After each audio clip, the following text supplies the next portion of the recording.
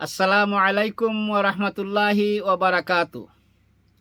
অত্যন্ত সুন্দর এবং উত্তম একটি আমল, উত্তম রূপে ওযু এবং 2 রাকাত নামাজ আদায় করলেই রাসূলুল্লাহ সাল্লাল্লাহু আলাইহি ওয়াসাল্লাম বলেন তার জন্য জান্নাত ওয়াজিব হয়ে যাবে।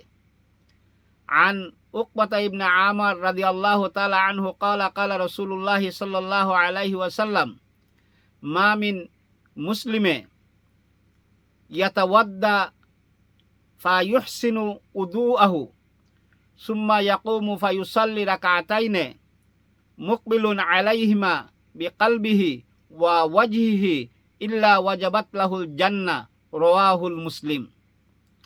হযরত উকবা ইবনে আমার রাদিয়াল্লাহু তাআলা আনহু থেকে বর্ণিত, তিনি বলেন রাসূলুল্লাহ সাল্লাল্লাহু আলাইহি সাল্লাম ইরশাদ করেছেন, যে কোনো মুসলমান উত্তম রূপে ভালো করে ওযু করলো, তারপরে তার অন্তর এবং চেহারাকে আল্লাহ তাআলার দিকে ফিরিয়ে 2 রাকাত নামাজ আদায় করবে, তার জন্য জান্নাত ওয়াজিব হয়ে যাবে। সুবহানাল্লাহ।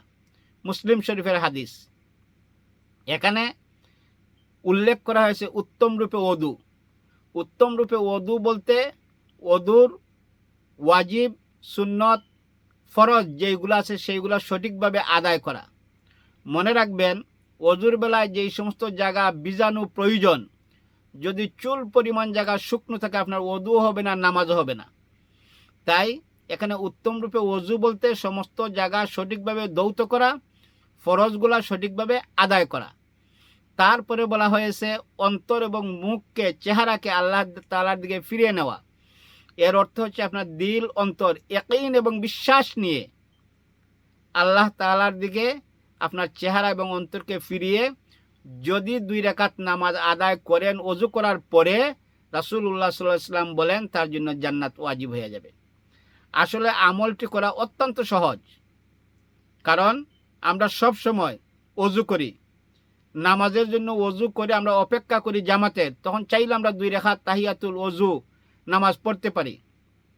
ঘরে বসে আমরা ওযু করে ওয়াক্তের জন্য, নামাজের ওয়াক্তের জন্য অপেক্ষা করি। তাই ওযু করার সাথে সাথে 2 রাকাত নামাজ যদি আমরা আদায় করি, চাইলে আমরা করতে পারি। তাছাড়া একজন মুমিন মুসলমান হিসাবে রাসূলুল্লাহ সাল্লাল্লাহু আলাইহি ওয়াসাল্লামের নির্দেশ হচ্ছে, যখনই অপবিত্র হবে সাথে সাথে পবিত্রতা অর্জন করবে এবং ওযুর হালতে থাকবে। এমনকি একজন মুসলমান, মুমিন মুসলমান হিসাবে সে রাসূলুল্লাহ সাল্লাল্লাহু আলাইহি ওয়াসাল্লামের সুন্নত যদি অনুসরণ করে, ঘুমানোর পূর্বে সে ওযু করে ওযুর হালতে শুইবে, এটাই রাসূলুল্লাহ সাল্লাল্লাহু আলাইহি ওয়াসাল্লামের সুন্নত। সুতরাং এই আমলটা অত্যন্ত সহজ এবং খুবই ভালো একটা আমল, এবং আমরা সবাই নিয়মিত ওযু করি। যদি আমরা চাই, ইচ্ছা করলেই ওযু করার পরেই আমরা 2 রাকাত নামাজ আদায় করতে পারি, তাহলে এই হাদিসটার উপরে আমল হয়ে যাবে। এবং যদি আমরা সঠিকভাবে উত্তম রূপে ওযু করে এবং অন্তর, দিল, ইয়াকিন এবং বিশ্বাস নিয়ে আমরা 2 রাকাত নামাজ আদায় করি, ইনশাআল্লাহ আল্লাহ রাব্বুল আলামিন আমাদের গুনাহ খাতা মাফ করে দিবেন এবং আমাদের জন্য জান্নাত ওয়াজিব করে দিবেন। আল্লাহ রাব্বুল আলামিন আমাদের সবাইকে বুঝার এবং আমল করার তৌফিক দান করুন। ওমা তৌফিকি ইল্লা বিল্লাহ। আসসালামু আলাইকুম ওয়া রাহমাতুল্লাহি ওয়া বারাকাতুহু। ওয়াল্লাহু আ'লামু বিস-সাওয়াব।